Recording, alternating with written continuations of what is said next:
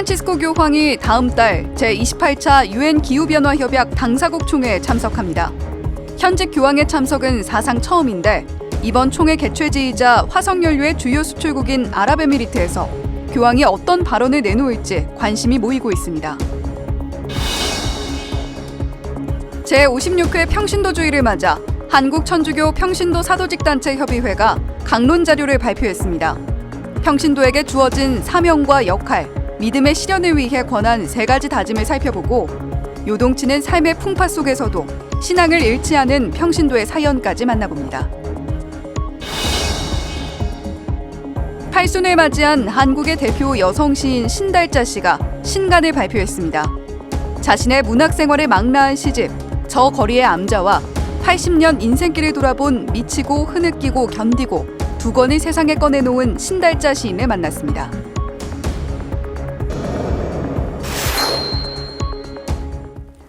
시청자 여러분 안녕하십니까? 11월 10일 금요일 CPBC 뉴스입니다. 프란치스코 교황이 제28차 유엔 기후변화협약 당사국 총회에 참석합니다. 교황은 총회 참석을 위해 다음 달 1일부터 3일까지 아랍에미리트 두바이를 방문합니다. 현직 교황의 총회 참석은 이번이 처음입니다. 맹현균 기자가 보도합니다. 프란치스코 교황은 기후위기를 아주 심각하고 중대하게 바라봅니다. 도덕적인 차원과 함께 정치와 과학 측면에서도 기후위기 심각성을 강조합니다. 교황의 생각은 주기 직후 반포한 회칙 찬미받으소서와 최근 편엔 하느님을 찬미하여라에 자세히 나타납니다. 기후위기 문제를 강조하기 위해 교황청의 외교력을 동원하기도 합니다. 교황은 다음 달 1일부터 3일까지 UAE 두바이를 방문합니다. 제28차 유엔 기후변화협약 당사국 총회에 참석하기 위해서입니다. 기후위기에 각국 정치 지도자들이 더 적극적으로 대응해야 한다는 메시지를 전할 것으로 보입니다. 교황이 구체적인 행동계획을 촉구할 것이라는 관측도 나옵니다.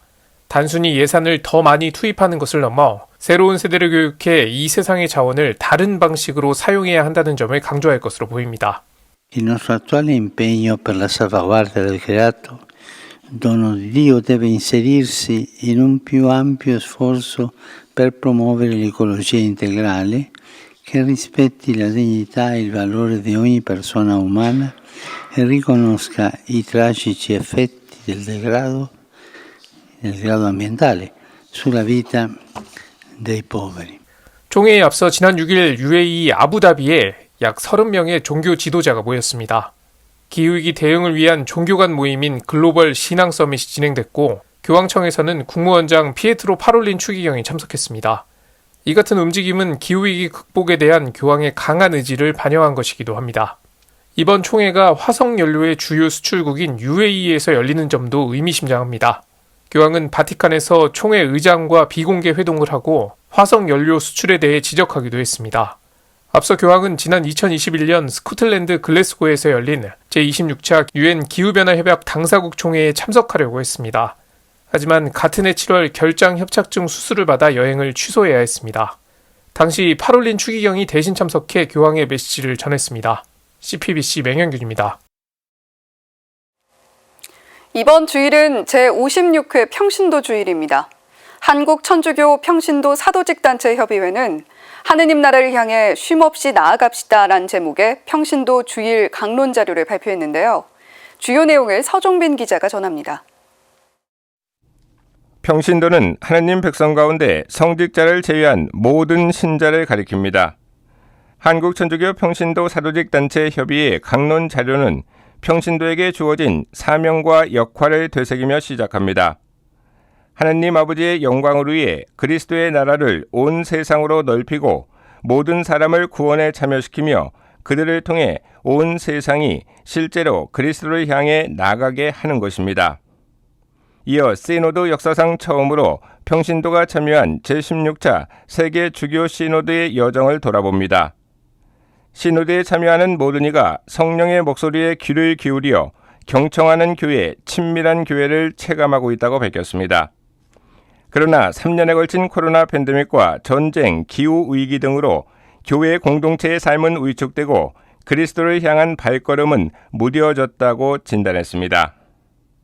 회복되고는 있지만 미사 참여율과 판공성사 참여율은 낮아졌고 많은 신자들이 하느님과 멀어지면서 가슴은 돌덩이처럼 굳어지고 마음은 얼음장처럼 식어가고 있다고 밝혔습니다. 그럼에도 우리는 희망을 잃지 않고 있다며 믿음의 실현을 위해 세 가지를 다짐하자고 호소했습니다. 하느님을 뜨겁게 사랑하고 미사 성제와 성서 생활에 충실한 참 그리스도인이 되기로 결심하자고 강조했습니다. 한국평단협은 우선 일상에서 하느님을 주인으로 모시지 않는다면 그것은 신앙생활이 아니고 취미생활이 되고 말 것이라고 말했습니다. 이어 미사와 영성체는 그리스도인에게 있어 가장 거룩하고 장엄한 전례라고 밝혔습니다. 따라서 미사와 성사 생활에서 얻은 복음의 은총을 우리가 삶 안에서 실천함으로써 세상에 복음을 선포하는 삶을 살아야 하겠다고 설명했습니다. 아울러 힘들고 어려운 현실에서도 성령의 인도로 그리스도의 사랑을 실천해야 진정한 평신도 사도가 될 것이라고 덧붙였습니다. CPBC 서종빈입니다. 잘 나가던 사업가가 IMF를 겪으면서 회사와 집을 잃었습니다. 갈 곳이 없어서 비닐하우스에 기거하면서도 묵주를 놓지 않은 덕분에 지금은 어엿한 교회 봉사자로 거듭난 평신도가 있습니다. 서울 명동본당 이재문 도미니코 사비오 씨의 사연인데요. 이힘 기자가 만났습니다. 그때를 생각하면 가끔 감회에 젖어서 저도 모르게 좀 마음이 무거워지기도 합니다. 서울 명동 주교자 본당 이재문 도미니코 사비오 씨가 20여 년 전 겪은 고통스러웠던 인생 이야기를 시작하다 감회해졌습니다. 의정부 교구가 서울대 교구에서 분리되기 이전인 1990년대 이 씨는 원당 본당 사목회에서 봉사하며 기쁘고 행복하게 살던 신앙인이었습니다. 90년대 초반 일산 신도시가 건립되고 많은 인구가 유입되면서 이 씨의 아내는 의류 사업으로 자신은 부동산 컨설팅 사업 등으로 막대한 부를 이뤘습니다. 그러다 터진 IMF는 이 씨와 가족들의 삶을 송두리째 바꿔버렸습니다. 회사도 집도 모두 잃고 비닐하우스에서 지내야 했던 겁니다. 그런데 불행은 멈출 줄 몰랐습니다. 계약금을 주러 가다가 뒤에서 조금 큰 차가 들이받으면서 제 차가 타고 가던 차가 중앙선을 넘어버린 거예요. 중호번에 경찰을 타고 가다 오중 추돌 사고를 당한 이 씨의 아내. 중상을 입고 병원에 입원했지만 무보험 차량이어서 병원비도 제대로 받지 못했습니다. 신용불량자에겐 건강보험 적용도 되지 않은 겁니다. 그런 와중에 이 씨의 아버지가 갑작스레 세상을 떠났고 누나를 찾아온 이 씨의 둘째 처남은 누나의 회사도 집도 모두 사라진 데다 연락도 닿지 않자 극단적 선택으로 세상을 떠나고 맙니다. 그러다 보니까 제 처가 하루도 안 빠지고 묵지기도를 돌리더니 처남이 죽었다 소리를 듣더니 그때는 묵주를 내려놓더라고요. 하느님 하셔도 너무하십니다. 어떻게 이렇게까지 할 수 있냐면서 묵주를 내려놓는데 밤엔 쥐가 들끓고 눈이 오면 무너질까 전전긍긍했던 비닐하우스에서의 삶은 평탄할 리 없었습니다. 얼마 뒤엔 돌풍이 불어 이 씨 가족이 머무는 비닐하우스만 찢겨나가는가 하면 고양시 홍수로 보금자리인 비닐하우스까지 잠기는 일도 벌어집니다. 그럼에도 희망을 가질 수 있었습니다. 근데 우리 잠자는 방은 그래도 남아있더라고요. 방은 남아있으니까 하느님 감사합니다. 감사의 기도가 절로 나오지 뭐 달라는 기도는 나오지도 않아요. 지인과 신자들의 도움으로 다시 재기한 이 씨. 감사의 기도 이후 3년간 이어진 비닐하우스에서의 삶은 끝나가고 있었습니다. 노점상을 하며 다시 돈을 모아 임대 아파트를 마련했을 때 그의 가족들은 여기가 천국이구나 하며 감격스러워했습니다. 지금은 서울 신길동 설레시오회 돈보스코 센터에서 작은 성물방을 운영하고 있습니다. 30여 년 전 서울대교구 남성 제126차로 체험한 꾸르실료에 이제는 선배 봉사자로서 신앙체험을 전하는 데 앞장서고 있습니다. 자신과 가족들이 겪은 신앙체험이야말로 평신도가 평신도에게 전할 수 있는 가장 값진 선물이기 때문입니다. 이재문 씨는 신앙은 서로 나누면서 서로 더불어 성숙하는 것 같다고 말했습니다. 신앙생활이라는 게 전부 다 나름대로 열심히들 살고 있고 그러기 때문에 어떻게 보면 좀 부끄럽지만은 그래도 또 공유하는 부분도 있고 저도 또 함께 하면서 더불어서 성숙돼 나간다는 걸 많이 알게 되는 것 같아요. CPBC 이희입니다. 한국의 대표적인 여성 시인이면서 베스트셀러 작가인 신달자 씨가 팔순을 맞아 자신의 문학과 인생을 돌아본 신간을 발표했습니다. 화려한 이력 뒤로 누군보다 고단했던 삶의 고백이 담겨 있습니다. 윤하정 기자가 만나봤습니다.